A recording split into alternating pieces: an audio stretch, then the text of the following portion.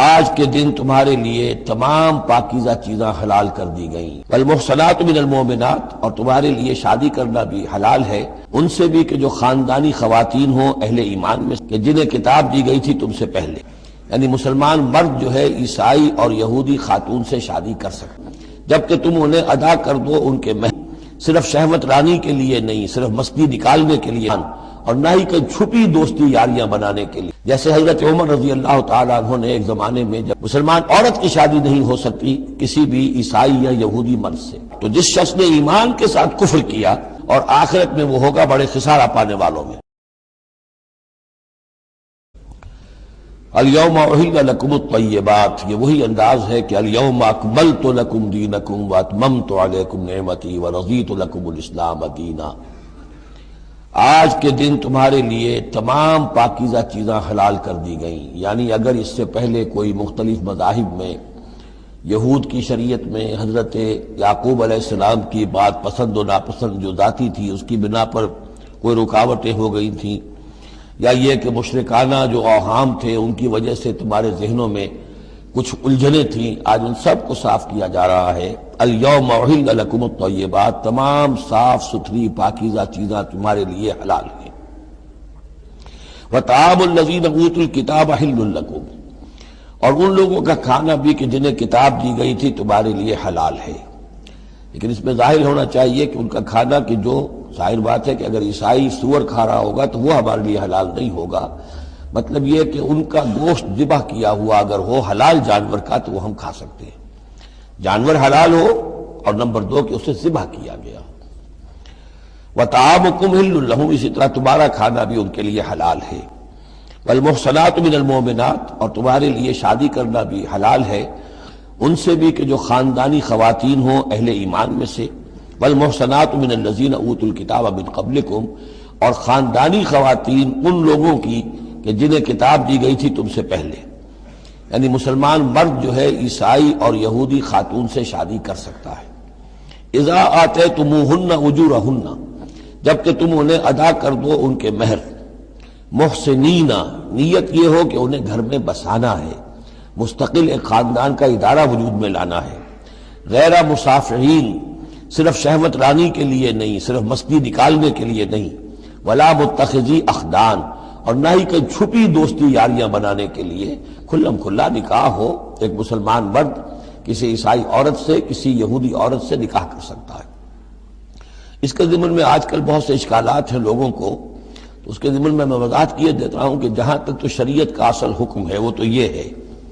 اور چونکہ شریعت محمد رسول اللہ پر پوری ہو چکی ہے، اب اس میں کوئی تغیر و تبدل نہیں ہو سکتا، لہذا اس کو منسوخ ہم نہیں کر سکتے، یہ تو قانون جو ہے قائم رہے گا، اور یہ اس کا جواز جو ہے، یہ اس کا جو کچھ لوگوں کو اس کے خلاف جو مصلحتیں نظر آتی ہیں وہ اپنی جگہ پر صحیح ہیں، لیکن اس کے باوجود قانون کو بدلا نہیں جا سکتا۔ اگر ایک خالص اسلامی ریاست ہو تو کچھ عرصے کے لیے کسی ایسی اجازت کو موقوف کیا جا سکتا ہے، جیسے حضرت عمر رضی اللہ تعالیٰ عنہ نے ایک زمانے میں جب کہ قحط پڑا ہوا تھا تو قطع ید کی سزا جو ہے، چوری پر ہاتھ کاٹنے کی سزا کو موقوف کر دیا تھا۔ یہ حالات ایسے ہیں۔ اسی طرح سے عارضی طور پر کسی حکم میں، کسی ایگزیکٹو آرڈر کے ذریعے سے، اسلامی حکومت کے کسی عارضی حکم کے ذریعے سے کوئی پابندی لگ سکتی ہے۔ مثلاً چونکہ صورتحال یہ ہے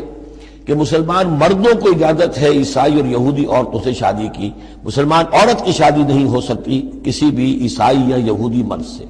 اب اس کی کیا علت ہے کہ عام طور پر سمجھا یہی جاتا ہے کہ مرد غالب ہوتا ہے،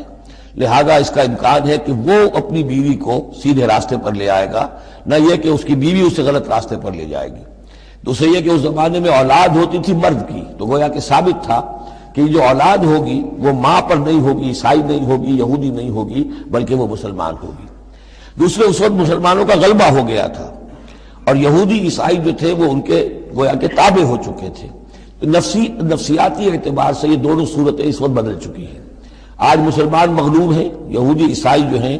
ان کا پلڑا بھاری ہے دنیا کی سیاست میں اور دنیا کے معاملات میں۔ ویسے بھی مرد جو ہیں وہ کمزور ہو چکے ہیں اور عورتوں کا غلبہ ہے۔ اس حوالے سے مناسب یہی ہے کہ یہ شادیاں نہ ہوں، لیکن حرام ان کو ہم نہیں کہہ سکتے۔ البتہ کوئی اگر اسلامی ریاست کہیں قائم ہو جائے تو پھر وہ وقتی طور پر جب تک کہ حالات میں کوئی اور تبدیلی نہ ہو جائے مصلحتوں کے پیش نظر اس اجازت کو عارضی طور پر منسوخ کر سکتی ہے۔